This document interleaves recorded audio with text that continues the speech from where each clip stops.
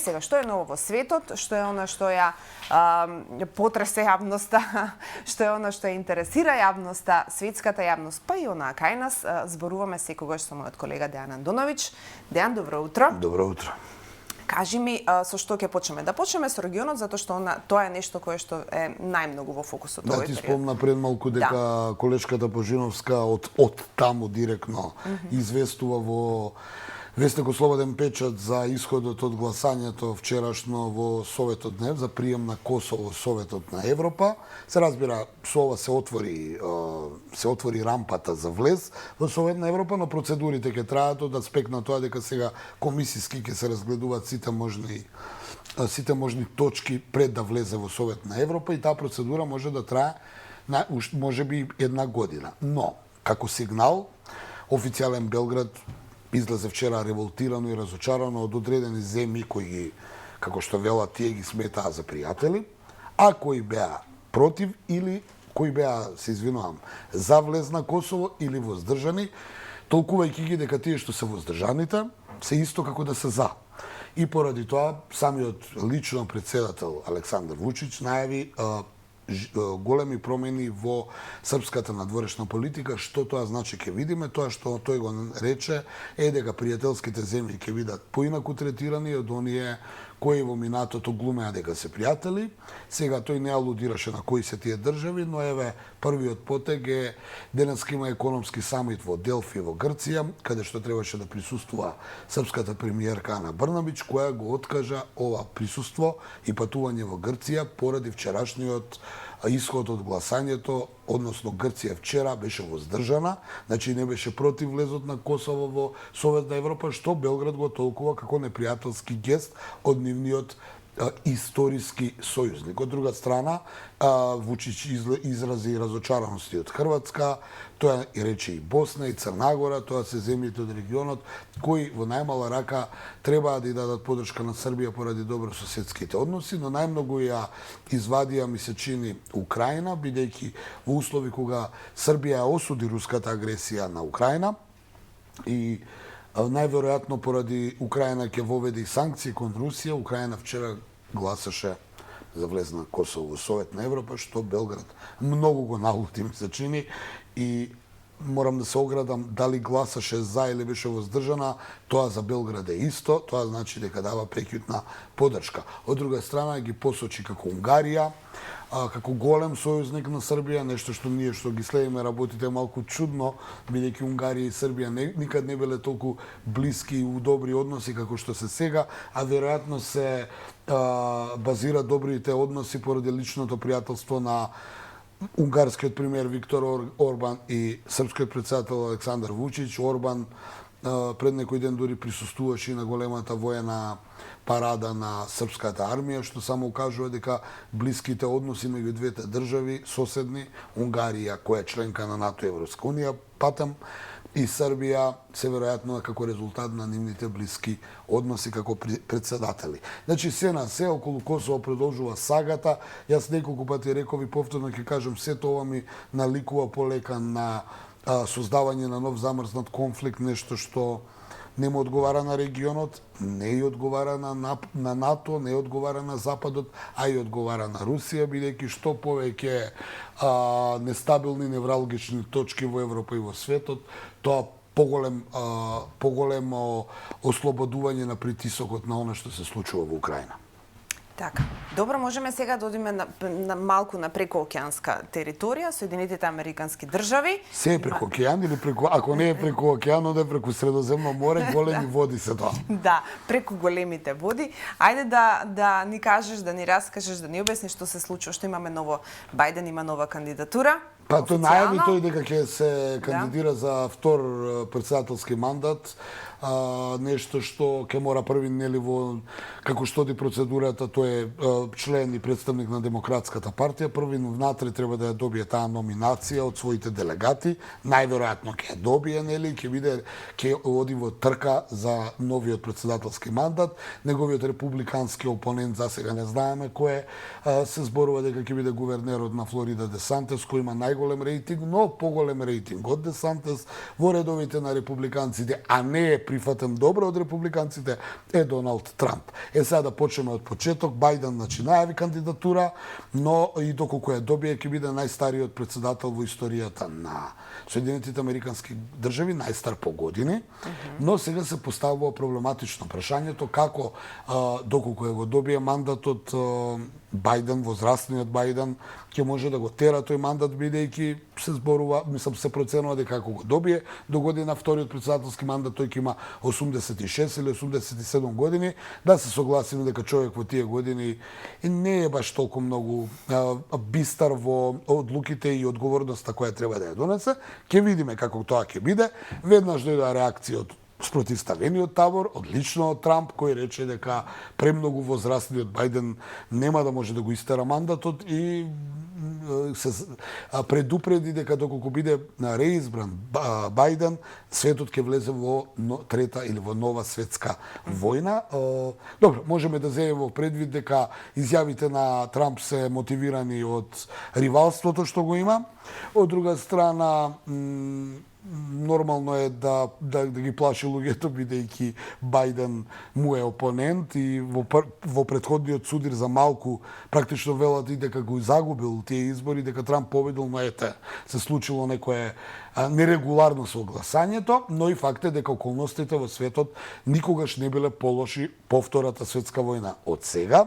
Од друга страна, Трамп се соочува со обвиненија, ние бевме сведоци пред некој време повторно на историја, каде што прв пат во поновата историја еден поранешен американски председател, во случајот Трамп, беше приведен на сослушување, кратко до душе, но беше на сослушување поради низа нерегуларности, настаните во Конгресот и да не зборам понатаму. Од вчера Трамп случајно или намерно се соочува со ново обвинение. Тоа е обвинета од една новинарка дека се обидел сексуално да ја злоставува, зашто Трамп нели негира, ќе видиме што ќе биде, но некако е чудно како ги темпира овие судски процеси за Трамп. Ова околу насилниот упад во Капитол Хил и нерегуларностите, особено со потплаќањето на поранешната порно глумица Сторми Даниелс, зашто беше приведен на сослушување, е темпирано токму во декември рочиштето, баш тогаш кога ќе се трча за номинација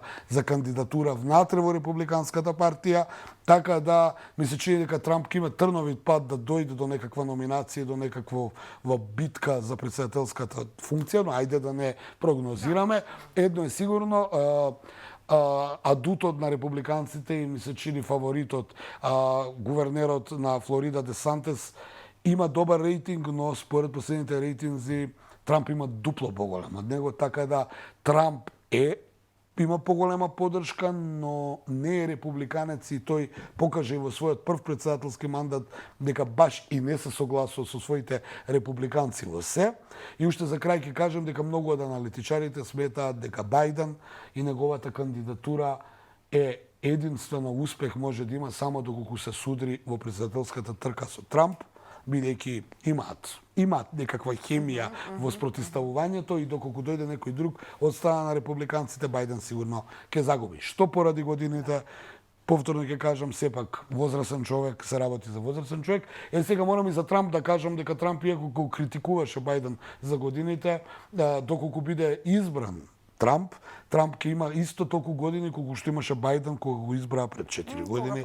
Така да, околу играњето на картата ти си премногу возрасен или нашки речено стар, некако и двајцата паѓаат во вода. Едно е сигурно, проблематично е со лидерството во светот, тоа се виде. Јас неколку години зборувам дека, и не само јас, многумина што се занимаваат со ова дејност, дека светот страда од слаби лидери.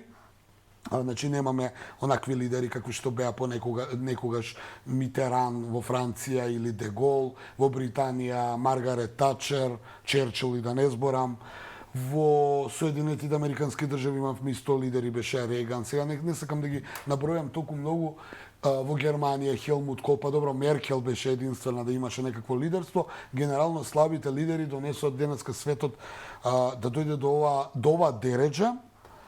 најголем авторитет да има Путин, токму тој Путин кој, бидејќи русите па немале во поновата историја толку таков лидер со толков авторитет, да дојде тој да биде сега непријателот во светот и кога нема авторитет, кога немаат авторитет политичарите, не можат ни баш да ги држат работите под контрола. Так, дефинитивно ќе биде интересна председателска трка во Соединетите Американски држави. Па секогаш е интересна, Да. бидејќи се смета дека нели Вашингтон е центарот на воената и политичката светска моќ. Да. Сега се изместија работите, мораме да признаеме, например, минатата година никогаш повеќе немаше фокус на внимание во битката за новиот председател на Кинеската комунистичка партија, значи немало таков интерес, што само укажува дека им беше многу важно кој ќе биде новиот лидер на Кина. Се покажа дека Си Џинпинг е реизбран. Околу Русија морам да ги потсетам гледачите, а и може би тебе, ако не следиш доволно, дека до година и председателот на Русија ќе биде биран. Ќе видиме дали тоа ќе биде Путин, бидејќи од една страна Путин мора да остане, ако не остане, се ова ќе падне у вода. Од друга страна, може би тоа е излезната стратегија на светот како не засрамени да се повлечат двете завојувани страни од конфликтот. Исто така и Украина има председателски избори до година, и во Европа има председателски избори. Значи, една изборна година во време кога светот буквално е пред експлозија, а многумина велат и дека експлодирала, ама ние не знаеме. Ќе да знаеме кај да. Па добро, војната за информација е таква да премногу имаше информации, имаше премногу лажни вести, имаше вистинити вести. Сега можем да заклучаме, иако не се договаравме за таа тема, дека многу помалку е бројот на објави по Твитер, Телеграм и останато, бидејќи првите 7 месеци од војната во Украина, буквално секој чекор ги гледавме, кој кого убил, кој кого заробил, и сега кој што рекол, како рекол, паднала бомба, не паднала, што многу од тие, нели, да кажеме, вести на 10 лажни вести влегуваше една вистинита, па вие проценете која е вистинитата. А ако ги кажеш сите 11, тогаш ќе бидеш одбележан дека си или со овие, или со овие. Да, да. А како стојат кога веќе ги спомнавме војните дејствија Украина, што имаме во Украина? Таму од вчера, како да имаше назнака дека започна фамозната контраофанзива на украинската армија, откако беше објавено дека украинските сили ја преминале реката Днепар на источна страна, таму каде што пред 6 месеци се повлекоа руските сили, се утврдија.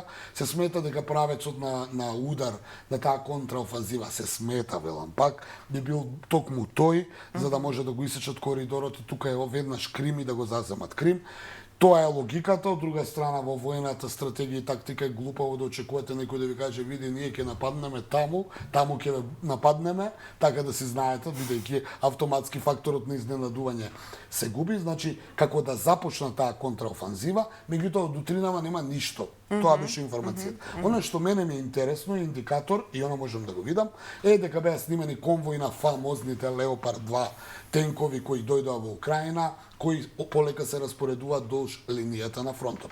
Она што и исто така вест е дека Русија со налог на председателот Путин се ставени и фамозните Армата тенкови кои се најнови, најголемо технолошко и борбено чудо. Не сум стручен, не знам, тоа што го читам го кажувам. И сега имаме полека ставање функција на околтно механизираните средства за убиство, пошто тоа се сите машини кои убиваат, и се чини дека, барем вака личи сега, дека доколку таа контраофанзива почнува, дека очигледно ќе бидеме в наредниве месец или два сведоци на најголема тенковска битка по Втората светска војна, што е уште еден историски податок на кој ќе бидеме нели сведоци. Во Украина, на среќа или за жал, времето исто изненади како и кај нас, па планираната офанзива на русите или контраофанзива на украинците беше повторно попречена од факторот генерал Зима, односно тоа што му се случи на Наполеон во минатото и на Хитлер, сега им се случува на двете овие кои сакаат да се борат. Таа мощната нели земја е специфична, се вика Распутица, има многу кал, има многу врнежи, има многу вода и дожд, па не може да се движат двете завојувани страни, па се пролонгираше овој нели финален судир на двете страни кои имаат некакви недоразбирања, а што човештвото го чини многу разурнување и многу човечки жртви. Ќе видиме во наредниот период, можеби додека јас ова го зборувам, веќе на големо се случуваат таму работите, но ние не знаеме, оневозможени сме, затворени се каналите руски, се забранети да можеме да се информираме за едната страна, западните медиуми под кои ние сме, од каде што се информираме, дозираат она што они сметаат дека треба.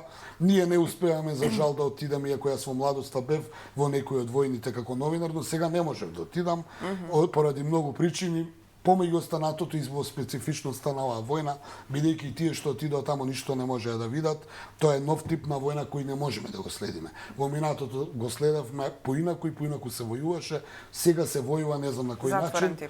Се надевам дека брзо ќе заврши оваа војна, иако долго трае, и дека ќе имаме многу анализи од тие што треба, како се водеше оваа војна, и на крајот ќе извлечеме поука, ама да нема уште војни, бидејќи ајде све може да помине, но овој број на жртви е многу голем и веројатно никад нема да се дознае колку луѓе точно загинаа до сега. Да. Независно од која и да се страна. Да, не е важно сосема, само нека заврши и нека биде, како што рече, поука да не се повторува. Па видовме по историјата дека поуки човештвото слабо ги вади. Имавме и Прва светска војна, и Втора светска војна, и некои велат и Трета и Четврта имало, не знам. Имавме и овдека војна, имавме и во соседството војна, ама некако не гледам баш дека новиве генерации, знаеш, кој не памти повторно ги доживува истите работи, така велат. Да. Дејан, ти благодарам и за денешното твое излагање. Ние продолжуваме понатаму кратка пауза правиме, па ќе зборуваме за се што е ново во областа на културата. Останете со нас.